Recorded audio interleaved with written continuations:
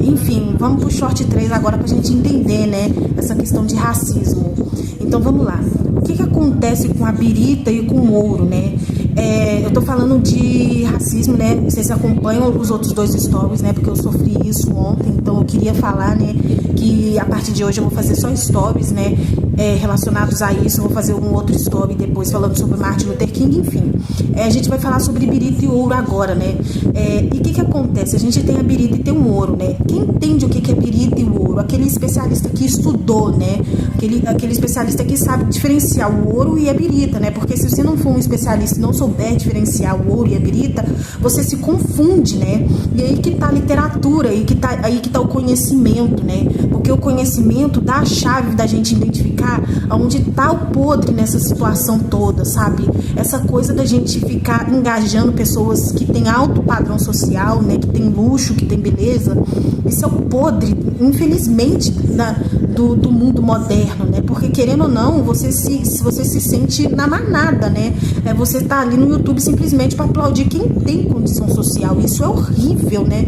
E nesse caso da birita e o ouro, se você tem o conhecimento, né, se você sabe identificar, né, por isso que eu falo sobre Isaac Newton. Isaac Newton, vou fazer um outro vídeo sobre ele. Eu ia falar também sobre Isaac Newton, não ia nem citar racismo, né, se eu não tivesse passado por isso ontem.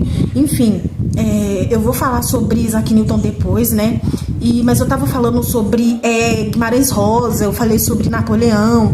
Eu ia fazer um vídeo também sobre o Júlio César. Hoje ia ser a gravação do vídeo sobre o Júlio César, né? Se eu não tivesse passado pelo racismo que eu passei ontem, né? Da menina ter me chamado de macaca. Enfim. Só que eu tive que passar por isso, né? Pra gente entender por que o conhecimento ele é muito especial, porque ele é específico, né? Porque querendo ou não, a gente ainda vive numa sociedade que, por mais que ela encubra esse tipo de aspecto, né? Por mais que as pessoas digam que estão vivendo numa sociedade que está evoluindo, né? O social tá se evoluindo. Gente, isso é o lance da birita, é farsa pura, né? Simplesmente o que está acontecendo são pessoas pobres aplaudindo pessoas ricas, né?